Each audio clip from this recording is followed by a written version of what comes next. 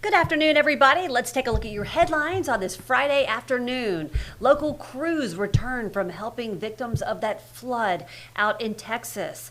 Plus, the man accused of murdering a local sheriff's deputy avoids the death penalty. Find out how. And who will replace District Court Judge Spiro Cheriogotis? Governor Kay Ivey makes that announcement today. That and more right now on News 5 Now. Brought to you by Green & Phillips Injury Lawyers, covering news from your neighborhood and around the world. News 5 Now starts right now. Hello, everybody. Welcome to News 5 Now on this Friday afternoon. I'm Devin Walsh. Glad to be with you. Just wrapped up the noon show today. We've had quite a bit of rain this morning, and we're expecting a little bit more rain today and some tomorrow. And then those temperatures really heat up.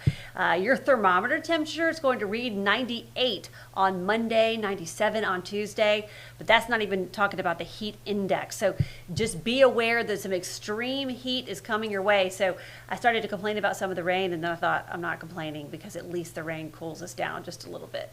So just keep in mind a few more showers over the next few days and then even more heat. Let's get right to our big stories at this hour. The family of an Alabama man who died in the Walker County Jail has reached a settlement in their civil case against the sheriff and jail employees. Under the agreement, 16 of the 21 people named in the lawsuit filed by Tony Mitchell's family have been dropped from the case, including the sheriff. Some of those dropped from the lawsuit have already pleaded guilty in their role in Mitchell's death. Mitchell died at the facility after spending 2 weeks behind bars in January of 2023. Mitchell's death was ultimately ruled a homicide due to medical neglect suffered at the Walker County Jail. Number 4, hundreds of people being held at Florida's newest immigration detention facility are now being deported. That's according to Governor Ron DeSantis. The governor spoke at Alligator Alcatraz this morning, where he announced that deportation flights from the facility are now underway. The flights, operated by the Department of Homeland Security, have removed more than 100 detainees from the facility located in the Everglades. Number 3, a team of local first responders who helped areas impacted by the deadly floods in Texas is now back home.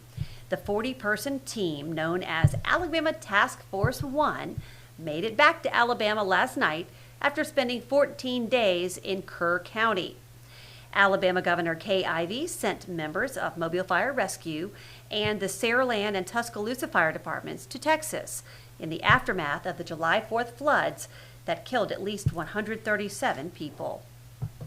Number 2, the man accused of murdering a local sheriff's deputy has pleaded guilty, avoiding the death penalty. Timothy Price Williams shot Corporal Ray Hamilton on Christmas Eve 2022, while Okaloosa County deputies were working a domestic violence call on North Park Boulevard. Deputy Hamilton was hit when Price Williams refused to leave a townhome and fired shots out the window. He will be sentenced next month. And number 1, Alabama Governor Kay Ivey has announced who will replace Spiro Cheriogotis as Mobile County's District Court Judge. The governor tapped Deborah Tillman to take the spot vacated by Cheriogotis. Tillman began her legal career in the U.S. Air Force and rose to the ranks to become a captain until she was honorably discharged in 1995. After that, she served as the Assistant District Attorney and Chief District Attorney in Mobile County, as well as an Assistant U.S. Attorney for Northwest Florida. Her appointment takes effect immediately. And that is a look at our big stories on this Friday afternoon. All right, everybody, now it's time for our question of the day, and this has to do with year-round school. We've reported earlier in the week that Fondy Elementary, which is the only year-round school in our area, went back to class in Mobile County this week. So we're asking you, how do you feel about year-round school? Ivy says she would love for this option to be more common. It would make childcare easier since the breaks are more spread out instead of long blocks at a time. Dazzy says, as a teacher at a year-round school, I can honestly say this is my favorite calendar. We go from July to June, and yes, students and teachers do get a summer. What makes it great are the well-placed breaks throughout the school year, like our 2-week fall break and 2-week Mardi Gras break. 1 week of each break is used for intercession, which gives students extra support and helps close learning gaps. Okay, well, that's great that we were able to hear from a teacher who's currently participating in a year-round school.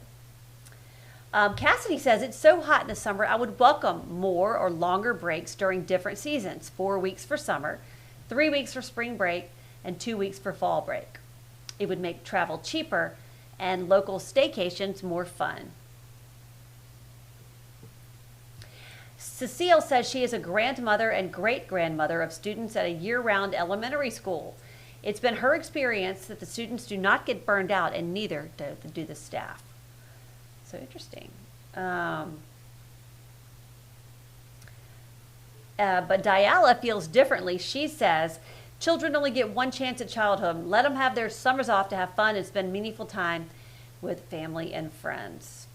Nope with the extra side of nope, says Miranda. So we've got a lot of really good comments on there, people that have experience with year-round school. And then we have other people who say, no, we just want to keep the summer the way it is. So thank you so much for participating in our question of the day. And now for our poll of the day, and this has to do with weather radios. Whoops, there we go. Basically, we've been talking a lot about weather radios, and we have these weather programming events, weather radio programming events every Wednesday in the summer, or at least most Wednesdays. We don't have one this upcoming Wednesday, but we do have one the next Wednesday, August 6th. But we were just curious, do you have a weather radio? Do you have one already?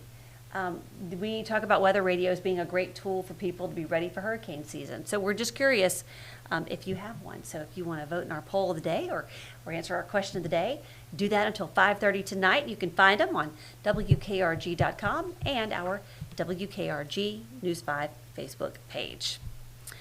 All right, everybody, that's going to do it for me for this edition of News 5 Now. I'm Devin Walsh, and I'll see you back tonight for WKRG News 5 at 5 o'clock. Have a great afternoon and have a great weekend, everybody. Bye-bye. Covering news from your neighborhood and around the world.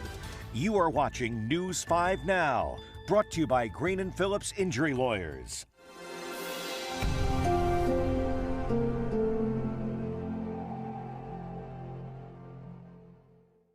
In the courtroom, the judge knows best, and this judge does too. If you've been hurt in a wreck, you need a law firm that knows the system and how it works. I'm attorney David Green. Call or come by anytime. You never need an appointment.